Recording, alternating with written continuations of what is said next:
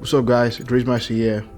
So this video is aimed at guys new to the game and also having issue transitioning from using automatic gearbox to manual gearbox.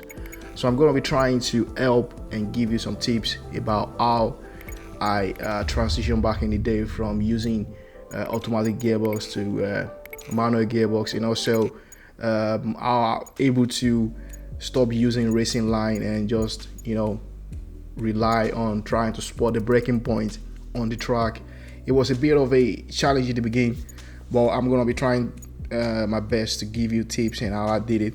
And yeah, if you're interested in that, be sure to stay tuned and watch this video.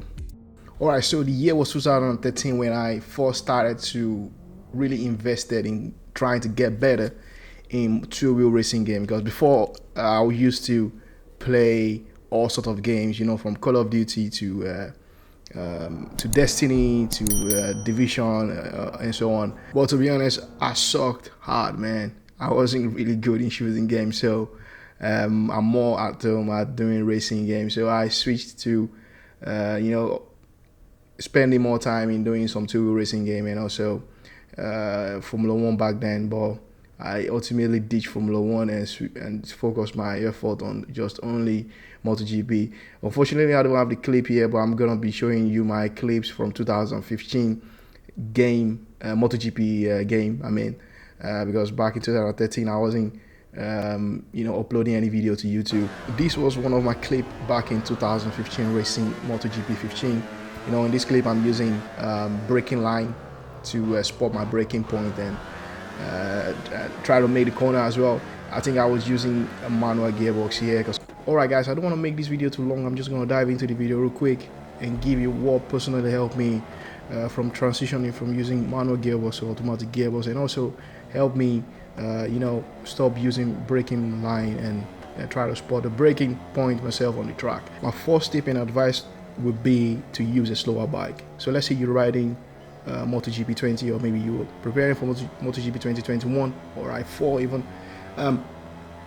Start with like Moto 2, or start with like bike like 400cc or 500cc that are much slower than the 1000cc RM bikes or maybe MotoGP bikes. The thing is, guys, there is no silver bullet or maybe a quicker way to transition very quick from using automatic gearbox to manual gearbox. It took me, I think, a couple of days, about a week, before I really was comfortable in all the track. Like I say, there's no quicker way in doing it. It's just to pick up a bike, go to a track you know very well, and follow the tips I'm going to be giving you during this video. It take you longer. It might take you maybe even shorter than how quick I did it, but it take a bit of a time, and it take a bit of a commitment to to start riding the bike and use a slower bike. It just give you a bit of a like a space, and also to try to help adapt your brain in doing multiple stuff at one time, because when you're approaching a bend, you are trying to shift down, spotting your braking point, making sure the rear of the bike is stable, monitoring the tire, the front tire isn't too overheated, in order to avoid understeer or even low side crash out or something like that. So you are multitasking all the time, so it really will take you a while to make the switch and help your brain to cope and deal with all the minor adjustments you're doing on your joystick in order to get the bike around the bend. My second tip and advice to you guys would be to use a long gear ratio. So when using long gear ratio, the bike is less violent on throttle application, and also when you're downshifting, trying to preparing to take a bend. My third tip and advice is to use a less electronic interfering in your bike.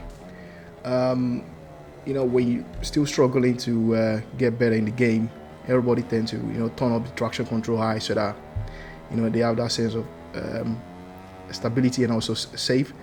But the problem is, those electronic like traction control system, anti-wheelie system, and also engine braking, they cut out the engine power so much so that you can lose up to like 1 to 2 seconds per lap, depending on what kind of setup, gearbox setting, and also the track you're riding on. So my advice would be to set the engine braking to minimum as you are able to do, and also the anti-wheelie to like maybe mid, so it doesn't always interfere too much on downshifting. Like let's say you coming from like 280 kph and trying to downshift to take a apex. The engine braking strive, when you off the throttle, the engine braking strive to stop the engine, so when you downshift it causes a bit of a instability at the rear, so that's why you see a lot of guys sliding. Like my right style, I used to use a lot of engine braking so that I could slide the rear and I can get a better entry into the bend. So what I would advise you to do is put out the engine braking to like maybe 1 or 2 to like minimum I should be able to do. So when that in combination with a longer gearbox ratio will help you maintain stability at the rear of the bike, so you are able to concentrate on trying to take the corner and also spotting your braking point and much better, and while you're downshifting for a bend. Alright guys, so my fourth and the final tips slash advice is to go to a track like Brno. You know, the track, to my opinion, is one of the easiest tracks to try to learn braking.